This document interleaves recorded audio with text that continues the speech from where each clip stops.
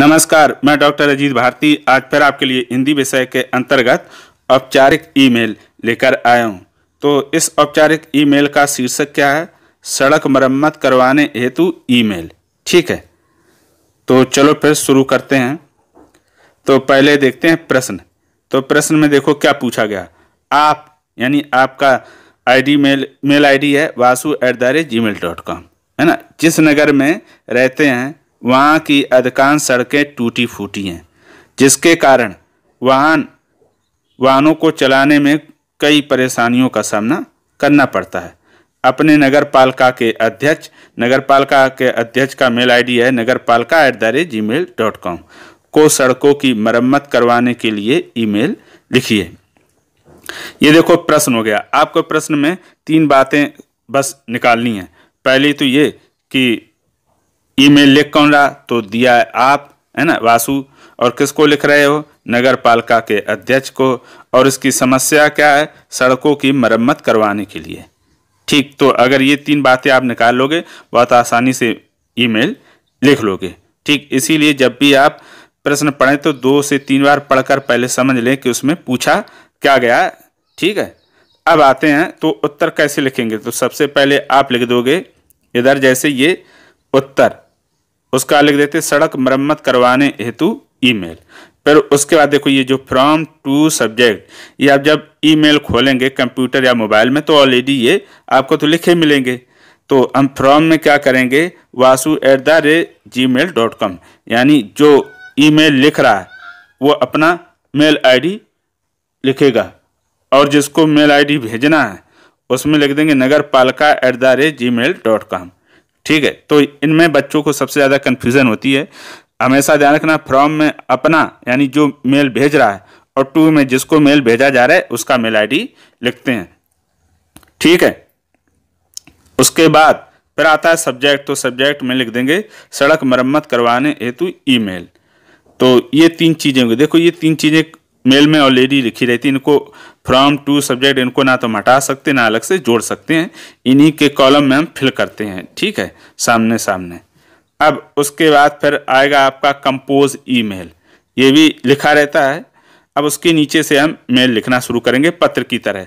तो पहले लिख देंगे सेवा में के ठीक सामने लिख देंगे दिनांक। तो दिनांक रहेगा 26/11/2000 और 2x बने।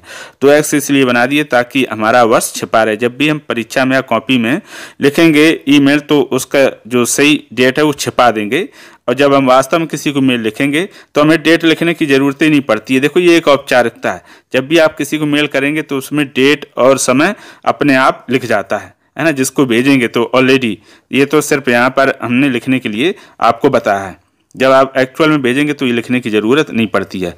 फिर सेवा में के नीचे लिख दिया अध्यक्ष महोदय नगर पालिका गाजियाबाद। आप तो कहीं का भी लिख दो, मैंने गाजियाबाद को ले लिया, जहाँ का आपको अच्छा लगे। ठीक है, उसके बाद फिर आते लिख देते महोदय, कॉमा लगा देते हैं और नीचे से नई लाइन से लिखना शुरू करते हैं।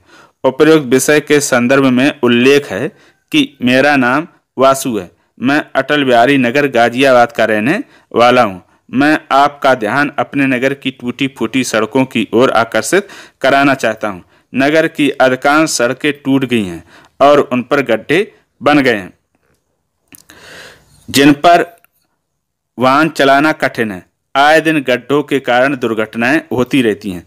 पैदल चलने वालों को भी भय लगता है। टूटी सड़कों के कारण वाहन भी खराब हो जाते हैं। तो ये हो गया देखो आपकी समस्या। फिर अब समाधान।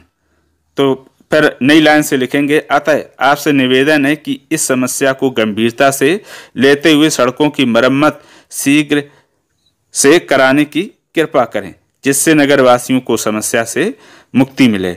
फिर अंत में आप लिख देंगे धन्यवाद। धन्यवाद के बाद नगरवासी के बाद वासु। तो ये आपका ईमेल हो गया कंप्लीट। अब इसमें कौन कौन सी बातें ध्यान रखनी है वो समझ लेते हैं। सबसे पहले तो मेल को उसी के फॉर्मेट में लिखेंगे, ऐसा नहीं मेल की जगह पूरा पत्र उतार दें।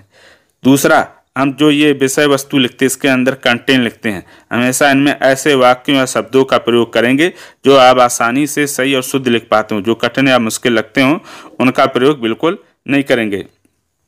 अब तीसरी महत्वपूर्ण बात, आप इस ईमेल को देखकर 2 बार लिख लीजिएगा और फिर तीसरी बार बगैर देख कर लिखिए। तीसरी बार लिखने के बाद फिर मिलान कर लीजिएगा, जो जो उसमें गलतियां हों उनमें क्या कर लेंगे, आप सुधार कर लेंगे।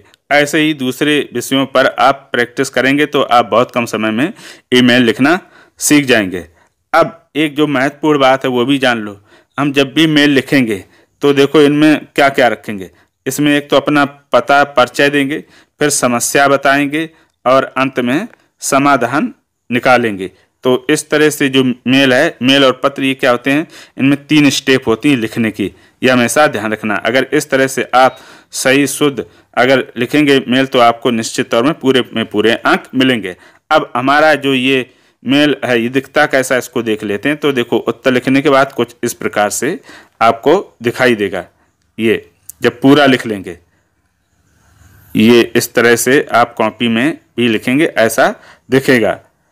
आशा करता हूं कि ये ईमेल आपको समझ में आ गया होगा।